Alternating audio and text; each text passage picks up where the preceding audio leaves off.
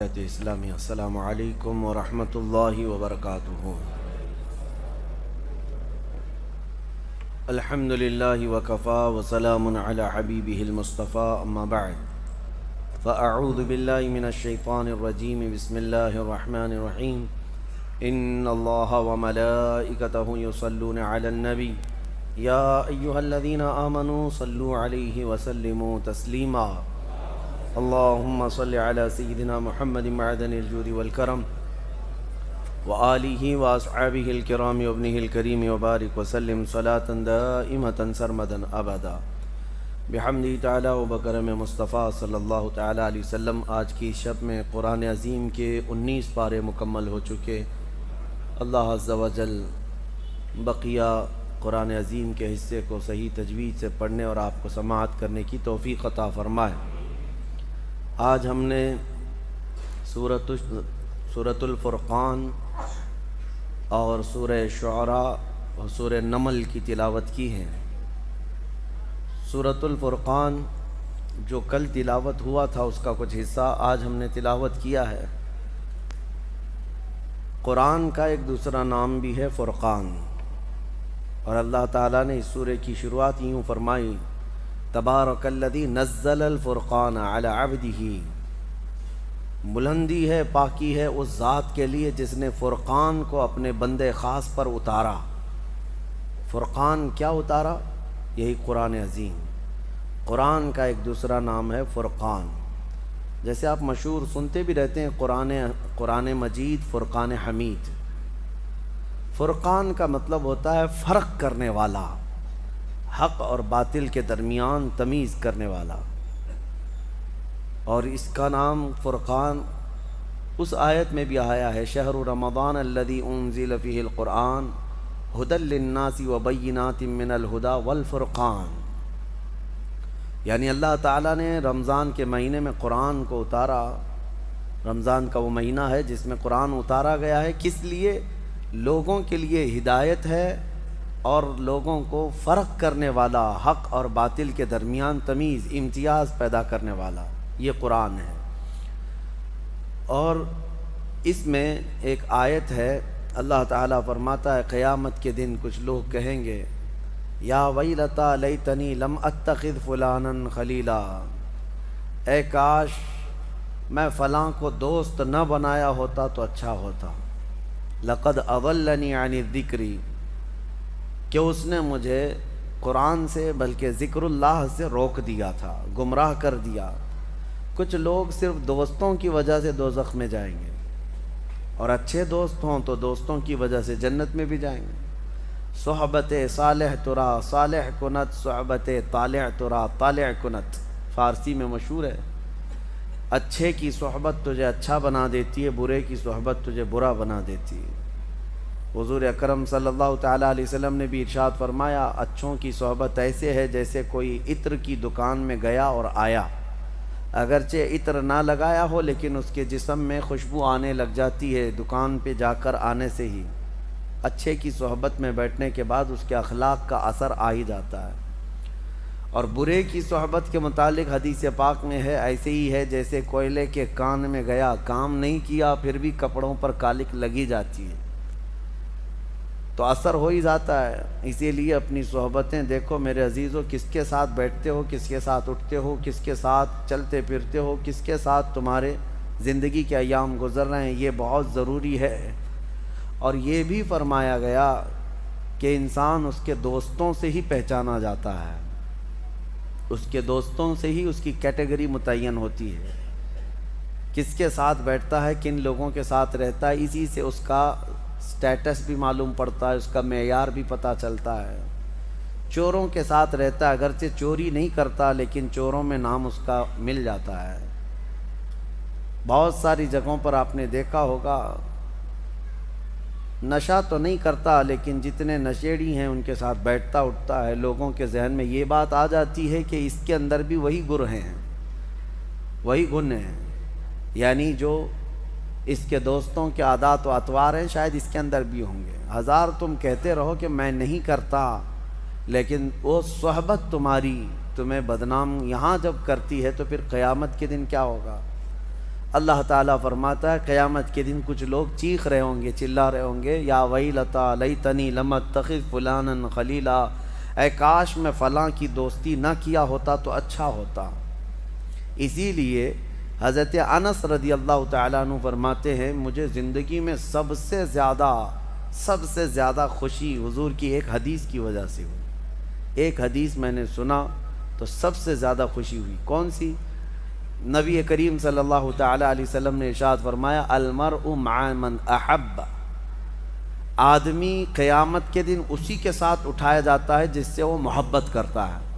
حضرت انس کہتے ہیں اس حدیث سے مجھے بہت خوشی ہوئی۔ پوچھا کیوں؟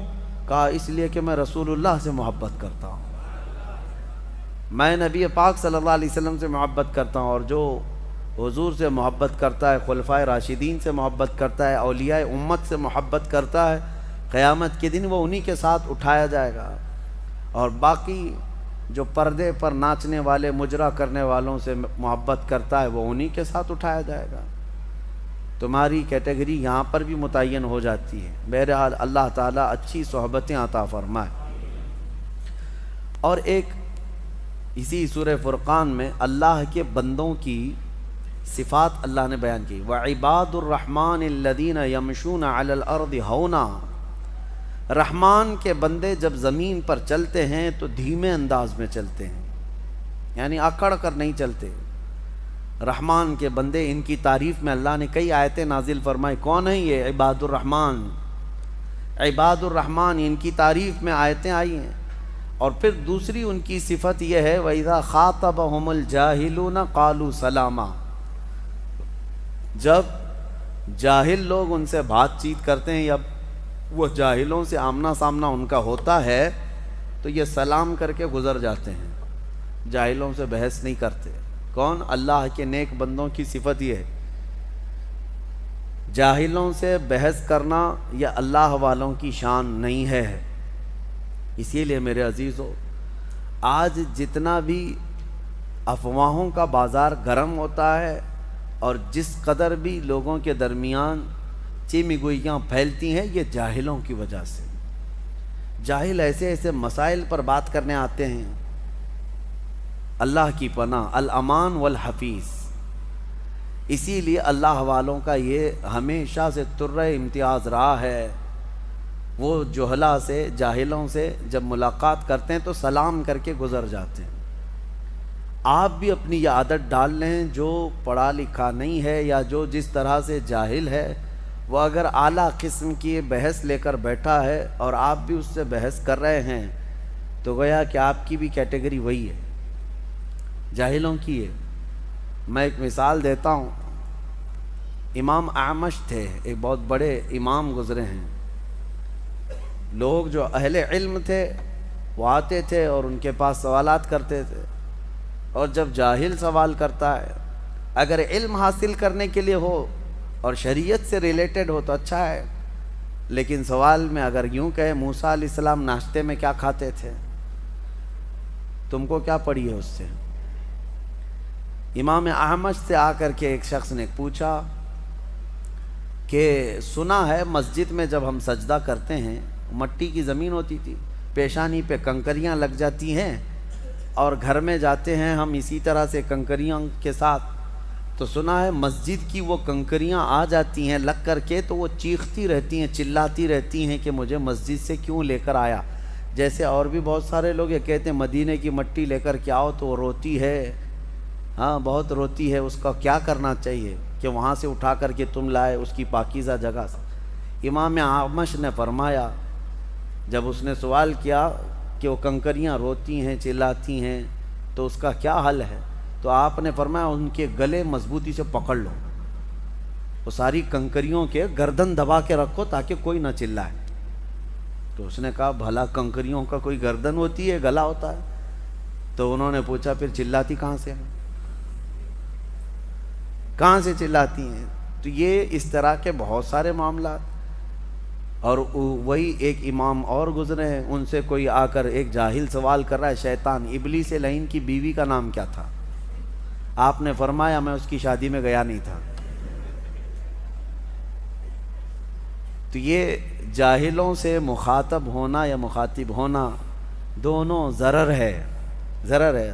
کبھی کبھار ایسا ہوتا ہے کہ جاہل تمہارے ایمانی درجے کو بھی گرا دے گا، تمہارے ذہن و دماغ میں شک پیدا کر دے گا. اسی لیے قرآن میں اللہ فرما رہا ہے رحمان کے بندے جب جاہلوں سے ملاقات کرتے ہیں سلام کر کے گزر جاتے ہیں. یہی بہت چیز ہے ان کے لیے، یہی بڑی چیز ہے. سلام کرو اور گزر جاؤ، زیادہ سے زیادہ خیریت پوچھ لو. اور ایک بات میں آپ کو بتاتا ہوں اسی سے ملتی جلتی، کہ جنگل میں ایک مرتبہ جھگڑا ہو گیا تھا. کس کا؟ ایک گدھے کا اور ایک چیتے کا. گدھے کا اور چیتے کا جھگڑا ہو رہا تھا. کس بات پر؟ گدھا کہہ رہا تھا گھاس نیلی ہوتی ہے، اور چیتا کہہ رہا تھا نہیں گھاس ہری ہوتی ہے. بہت جھگڑا کر رہے تھے. گدھے نے کہا نہیں نیلی ہوتی ہے، چیتا کہہ رہا نہیں ہری ہوتی ہے. دونوں فیصلہ کرنے کے لیے شیر کے پاس آئے. جنگل کا راجا تھا. تو دونوں نے جب یہ مقدمہ رکھا کہ گدھے کی بات یہ ہے چیتے کی بات یہ ہے، شیر نے کہا گھاس نیلی ہوتی ہے. گھاس نیلی ہوتی، گدھا صحیح کہہ رہا ہے. اس کو انعام بھی دیا اور کہا کہ چیتا غلط تھا اور اس کو کوڑے بھی مارے جائیں، 10 کوڑے مارے جائیں. تو وہ گھبرایا اور کہا بادشاہ سلامت، میرے حق میں اتنا برا فیصلہ کیوں؟ کہا کہ یہ تیری سزا ہے، گھاس تو ہری ہی ہوتی ہے، گدھے سے بات کیوں کیا؟ یہ تیری سزا ہے. گدھا تیرے لیول کا نہیں تھا. گھاس ہری ہی ہوتی ہے لیکن جو تیرے لیول کا تھا نہیں، اس سے تو مباحثہ کر رہا ہے، مناظرہ کر رہا ہے. تو یہ اس میں ایک درس ہے. لوگ آج جو نکڑ پہ بیٹھ کر کے مناظرے کر رہے ہیں، ڈیبیٹ کر رہے ہیں، ان کو دلائل چاہیے بخاری شریف سے، مسلم شریف سے. اور وہ بھی بحث کن معاملات میں کرتے ہیں؟ کبھی مولا علی کرم اللہ وجہ الکریم کے متعلق، کبھی امیر معاویہ کے متعلق، کبھی خلفائے راشدین کے متعلق. ایسا لگتا ہے یہ سب کے آقا بیٹھے ہوئے ہیں جو ان میں فیصلہ کرنے بیٹھے ہیں. اور حضور پاک صلی اللہ علیہ وسلم کے علم غیب کے متعلق، ان کے حاضر و ناظر ہونے پر، ان کے بشر و نور ہونے پر ایسی بحثیں رہتی ہیں. میرے عزیزوں، میں یہ نہیں کہتا کہ آپ اسلامی ڈیبیٹ کا حصہ نہ بنیں، بالکل شوق سے، لیکن اصول پہلے علم حاصل کرو، اصول دین پڑھو، اس کے بعد شوق سے مناظرے کرو. اور یہاں حال یہی ہے کہ کسان جو ہے پھاوڑا چلاتا رہا کھیت میں اور اچانک کسی کا پیٹ درد ہوا، اس کو سرجن کے پاس لے جانا چاہیے کہ کسان کے پاس لے جانا چاہیے؟ اب اگر آپریشن تھیٹر میں کسان بھی آپریشن کرنے لگے تو کیا کرے گا؟ وہ پھاوڑے سے آپریشن کرے گا. اسی طرح سے جس کی جو فیلڈ نہیں ہے، جس کا جو میدان نہیں ہے، جب وہ اس میں کودتا ہے تو ادھر کی ادھر، ادھر کی ادھر کر دیتا ہے.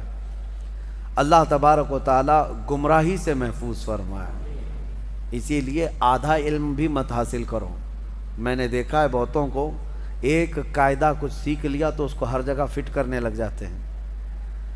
اسلام کی باریکیاں، اصول دین، اصول فقہ، اصول حدیث، بہت اس میں باریکیاں ہیں.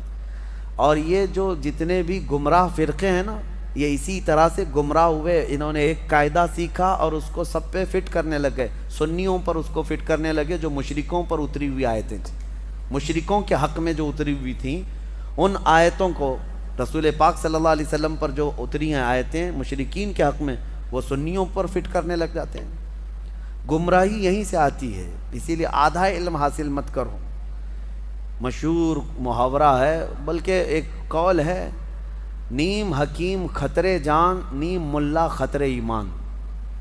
یہ کہا جاتا ہے نا، آدھا ڈاکٹر جو ہے جان کا خطرہ ہے اور آدھا مولوی ایمان کا خطرہ ہے. اللہ تعالی حفاظت فرمائے. سورہ شعراء ہم نے تلاوت کی جس میں کثیر انبیاء کرام کا ذکر ہے. اتنی بہترین اس میں آیتیں ہیں. اللہ تبارک و تعالیٰ نے انبیاء کرام علیہ السلام کے احوال اس طرح بیان کیے، پڑھنے میں لطف بھی آتا ہے، پڑھنے میں بڑا مزہ آتا ہے. ہر نبی کا ایک قول اللہ نے اس میں بیان فرمایا. نوح علیہ السلام 950 سال تبلیغ کرتے رہے. لوط علیہ السلام اپنی قوم کو ڈراتے رہے. حضرت صالح علیہ السلام اپنی قوم میں اللہ کی بڑائی بولتے رہے، حضرت شعیب علیہ السلام، ان سب نبیوں کا ایک قول یہ ہے، وہ اپنی قوموں سے یہ کہتے تھے ان اجری وما اسألکم علیہ من اجر ان اجری الا علی رب العالمین، اے لوگوں میں جو کچھ تمہیں سکھا رہا ہوں اس پر میں تم سے کوئی اجرت نہیں مانگتا، میرا اجر تو رب العالمین کے پاس ہے۔ یہ انبیاء اکرام کا قول تھا۔ اللہ تعالی ہمیں انہی کے نقش قدم پر چلا ہے۔ میں آپ سے یہی کہتا ہوں کہ ہم جو کچھ بھی یہاں خدمت کر رہے ہیں، نہ مسجد سے ہم اس کی کوئی اجرت کا مطالبہ کرتے ہیں، اور نہ ہی لوگوں سے مجھے کوئی توقع ہے، نہ ہی ہم نے کوئی مطالبہ رکھا ہے۔ اللہ تعالیٰ ان انبیاء کی سنت پر ہمیں زندہ رکھے، ہم جو کچھ بھی دین کا کام کر رہے ہیں مولا ہمارا اجر قیامت میں عطا فرمائے۔ ہاں اگر طے کر لیا آدمی، مانگ لیا، مطالبہ کیا، تو گویا کہ اس نے اپنی اجرت مانگ لیا اور دنیا میں برابر ہو گیا، اور مطالبہ نہیں کیا ہے تو انبیاء کی نیابت میں کام کر رہا ہے، وہ نبیوں اور رسولوں کی نیابت میں کام کر رہا ہے۔ شعراء جو ہے یہ لفظ ایک آیت کی وجہ سے اس پورے سورے کا نام ہی شعراء ہو گیا۔ شعراء شاعر کی جمع شعراء، جو شاعر ہوتے ہیں نا، شعر و شاعری کرنے والے، ان کے بارے میں قرآن کیا کہتا ہے شاعر لوگوں کے بارے میں؟ وَالشُّعَرَاءُ يَتَّبِعُهُمُ الْغَاوُونَ، اللہ فرماتا ہے یہ جتنے شاعر لوگ ہیں اکثر یہ گمراہی کی طرف جاتے ہیں، یہ گڑھے میں گر جائیں گے۔ ہوتا بھی یہی ہے۔ یہ کون سے شاعروں کے لیے ہے؟ جو نعت رسول پڑھتے ہیں یا اللہ کی حمد بیان کرتے ہیں اشعار میں، ان کے لیے نہیں ہے۔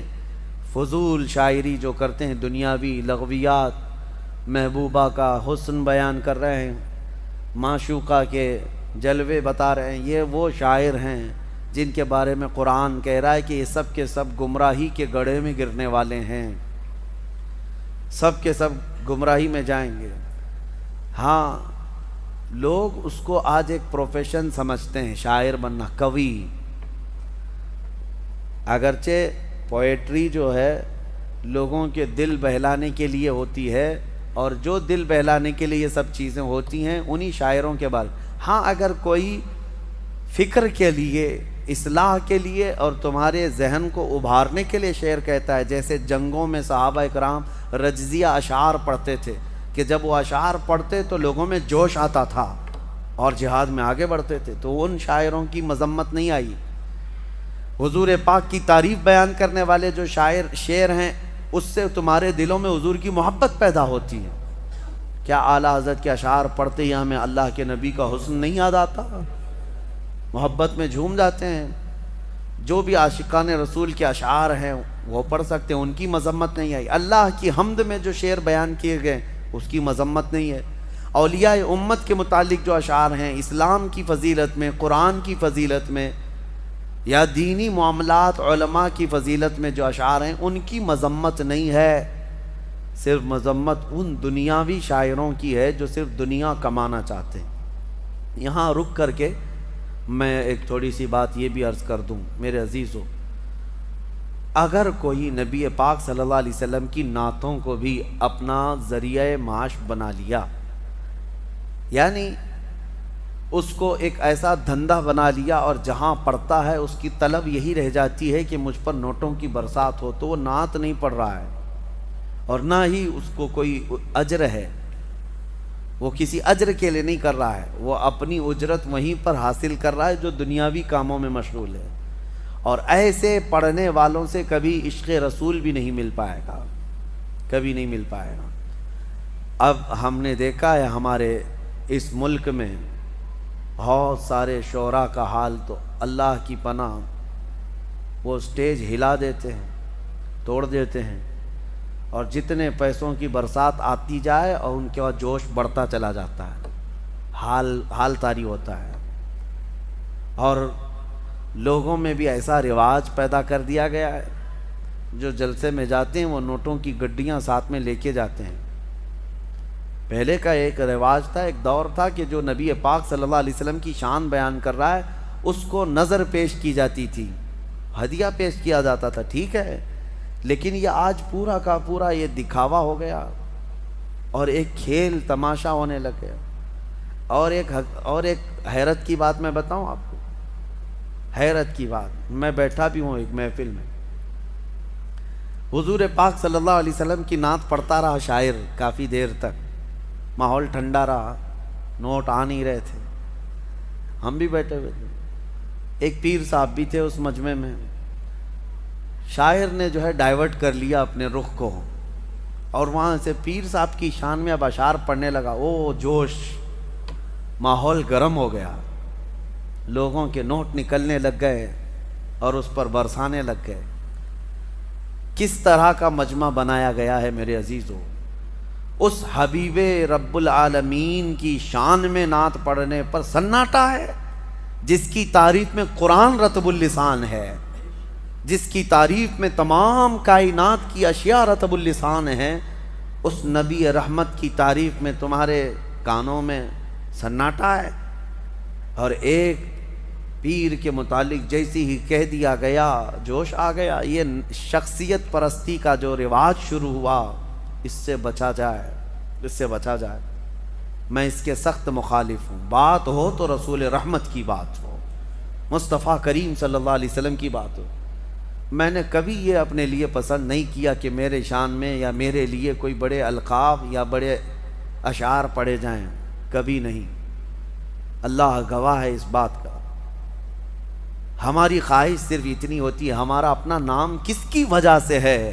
وہ رحمت دو عالم صلی اللہ علیہ وسلم کی وجہ سے ہے۔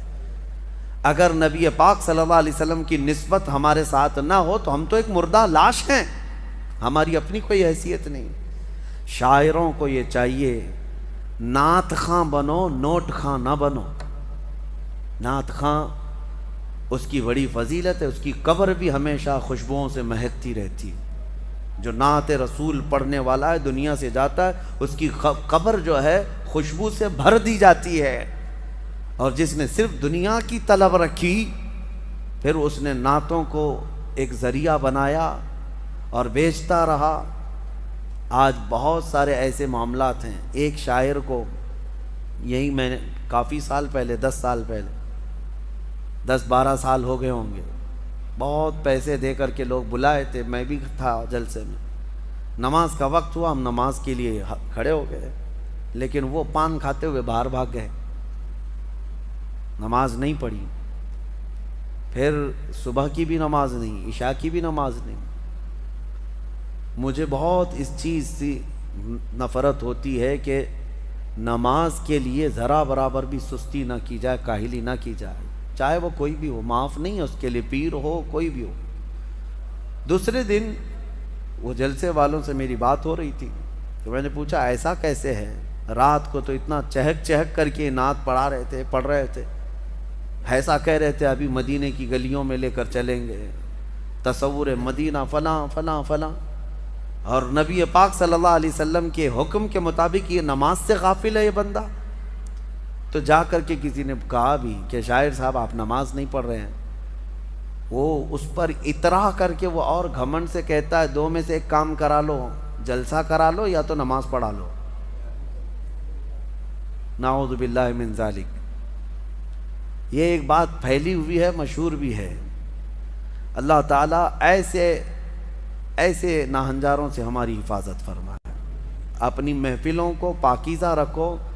نعت پاک یقیناً سننا چاہیے، عشق رسول بڑھتا ہے، لیکن کوشش یہ کرو کہ وہ نعت خواں جس کے پڑھنے سے نبی پاک صلی اللہ علیہ وسلم کا حسن یاد آ جائے، حضور پاک کی محفلیں یاد آنے لگے اور تمہارے دل میں عشق بڑھتا چلا جائے۔ اور میں ان نعت خوانوں سے کہتا ہوں تم اس کی طلب چھوڑ دو، مال کی طرف مت دیکھو، گنبد خضرا کی طرف دیکھو، اتنا ملے گا کہ تمہاری جھولی تنگ ہو جائے گی، جھولی تنگ ہو جائے گی۔ بڑے بڑے اور بھی نعت خواں ہیں جن سے ہماری ملاقات ہے، الحمدللہ انہوں نے کبھی مطالبہ نہیں کیا، لیکن اللہ کے حبیب کی بات کرتے ہیں تو اتنا انہیں نوازا گیا ہے کہ وہ اب خود دوسروں کو نوازتے ہیں۔ یہ بھی میرے سامنے موجود ہے۔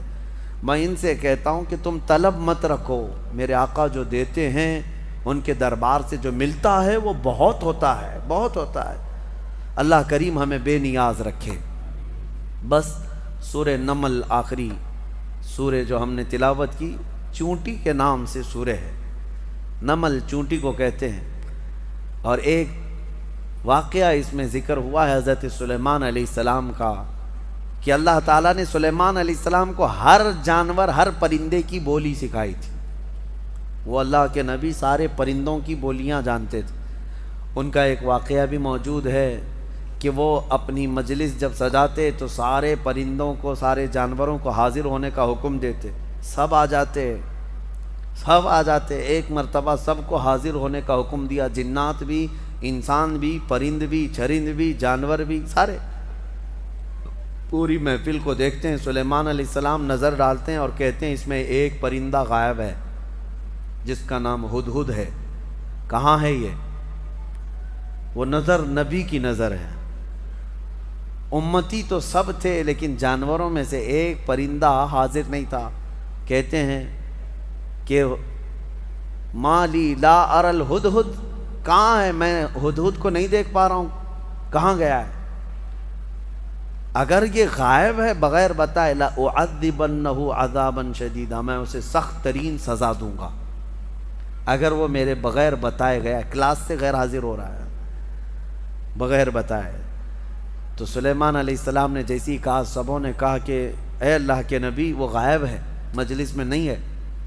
تھوڑی ہی دیر کے بعد ہانپتا کانپتا یہ ہدہد آ گیا۔ ہدہد ایک پرندہ ہے، آ گیا، کہا اے اللہ کے نبی معذرت، مجھے معاف کریں، میں اڑتے اڑتے ایک ایسے وطن میں گیا تھا جہاں میں نے ایک عورت کو دیکھا کہ وہ بادشاہ بنی ہوئی ہے لوگوں کی، اور وہ حکومت کر رہی ہے، اور اس کا حال یہ، وجدتھا وقومھا یسجدون للشمس، اس کی پوری قوم جو ہے سورج کی عبادت کر رہے ہیں۔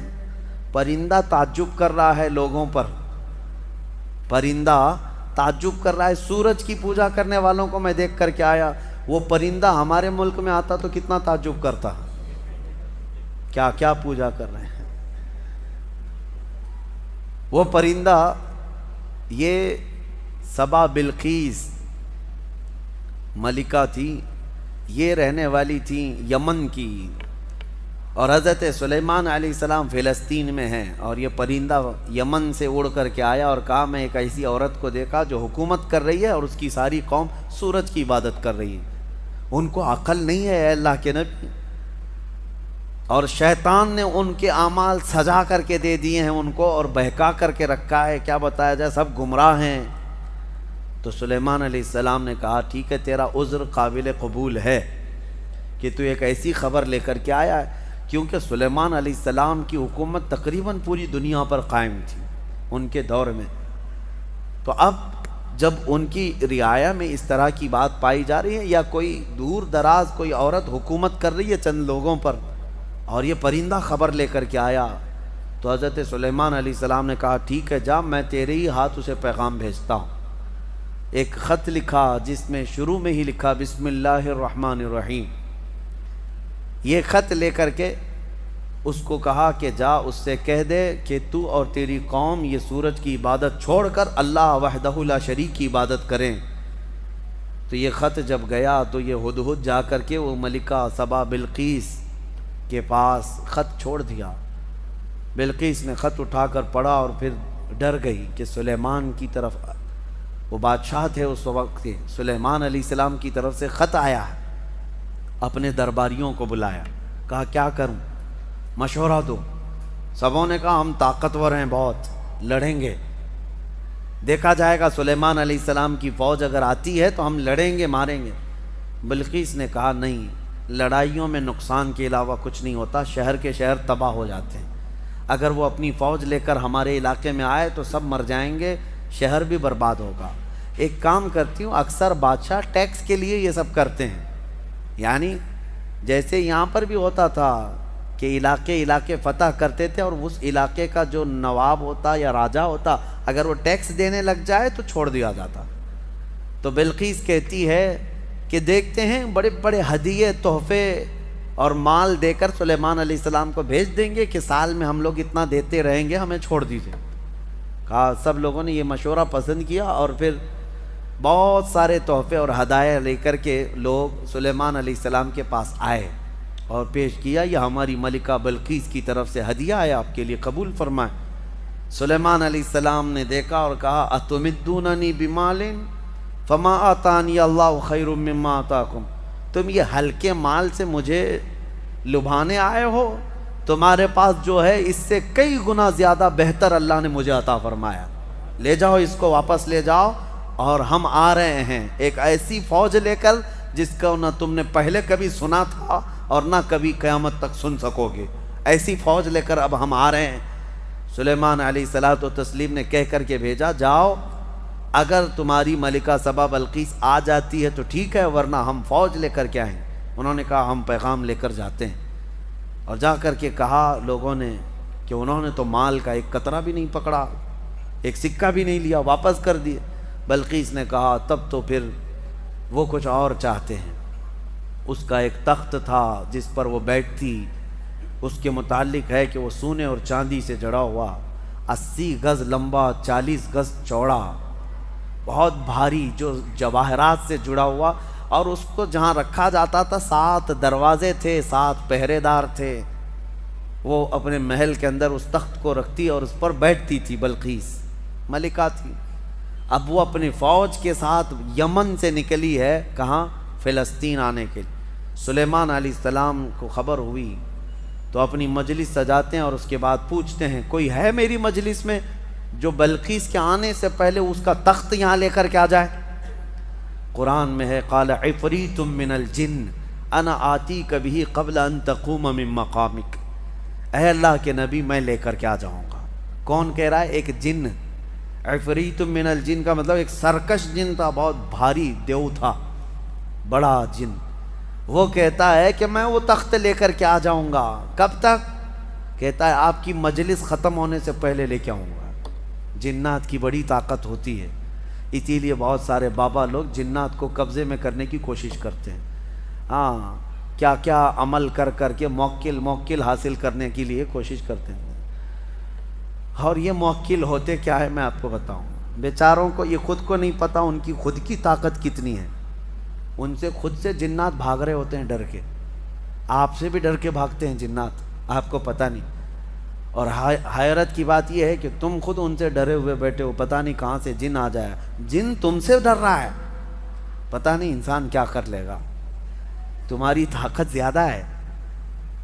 تو جن نے جب یہ کہا کہ آپ کی مجلس ختم ہونے سے پہلے میں لے کے آؤں گا، سلیمان علیہ السلام نے کہا اس سے بھی جلدی کوئی لا سکتا ہے؟ قرآن میں ہے قال الذی عنده علم من الکتاب انا آتیک بہ قبل ان یرتد الیک طرفک۔ سلیمان علیہ السلام کی امتیوں میں سے ایک انسان جو اس وقت کے ولی تھے، حضرت آصف بن برخیہ، کھڑے ہوئے، کہا اے اللہ کے نبی میں لے کے آؤں گا۔ کہا کب تک لاؤ گے؟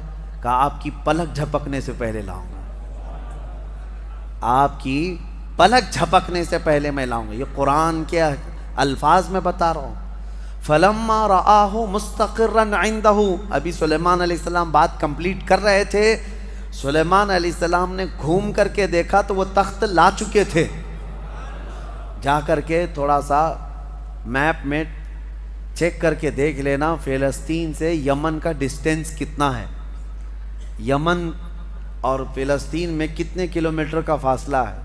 اور یہ اس زمانے کی بات کر رہا ہوں جب کوئی بھی تیز رفتار راکٹ وغیرہ تو چھوڑو، ایک بس بھی نہیں تھی، ایک کار بھی نہیں تھی۔ اس وقت کوئی سواریاں اگر تھیں تو صرف اونٹ اور گھوڑے تھے، اس کے علاوہ کوئی نہیں، انٹرنیٹ نہیں تھا، موبائل نہیں، اور نہ ہی فاسٹ۔ میاں میں یہ نہیں کہہ رہا کہ ای میل آیا، میں یہ کہہ رہا ہوں پورا تخت آیا، پورا تخت آیا، فزیکلی پکڑ کے دیکھ سکتے ہو، یہ نہیں ہے کہ صرف اس کی تصویر آئی تھی۔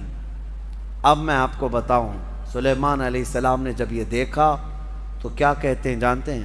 اچھا ایک بات میں آپ کو بتا رہا ہوں، سلیمان علیہ السلام کون ہے؟ اللہ کے نبی ہیں، اور تخت جو لائے وہ کون ہے؟ اللہ کے ولی ہیں، نبی نہیں تھے، وہ ولی تھے۔ سلیمان علیہ السلام خود بھی تو لا سکتے تھے، ارے وہ جنات سے پوچھ رہے ہیں اور اپنے امتیوں سے پوچھ رہے ہیں، سلیمان علیہ السلام خود بھی تو لا سکتے تھے۔ یہ عقل کے اندھوں کو اس میں درس ہے جو نبی کی طاقت پر سوال کرتے ہیں۔ سلیمان علیہ السلام لا ضرور سکتے تھے، لیکن یہ چھوٹا کام ان کے ذہن نہیں دیتا تھا، ان کے امت کا ایک چھوٹا آدمی بھی یہ کام کر سکتا تھا۔ لوگ تو آج یہ پوچھتے ہیں کہ نبی کو پیٹھ پیچھے کا علم نہیں، دیوار پیچھے کا علم نہیں، تمہارے باپ کی 70 پشتوں کا بھی علم میرے مصطفیٰ کو ہے۔ نبی پاک صلی اللہ تعالیٰ علیہ وسلم کو ہر شے کا علم اللہ نے عطا کیا ہے، اور طاقت و قوت کا عالم بھی یہی ہے۔ جب ان کے گدا بھر دیتے ہیں شاہان زمانہ کی جھولی، محتاج کا جب یہ عالم ہے تو پھر مختار کا عالم کیا ہوگا؟ محتاج کا جب یہ عالم ہے تو مختار کا عالم کیا ہوگا؟ اور وہ نبی نہیں تھے، ولی تھے، تخت لائے سلیمان علیہ السلام نے اس بات پر کیا کہا؟ ھذا من فضل ربی۔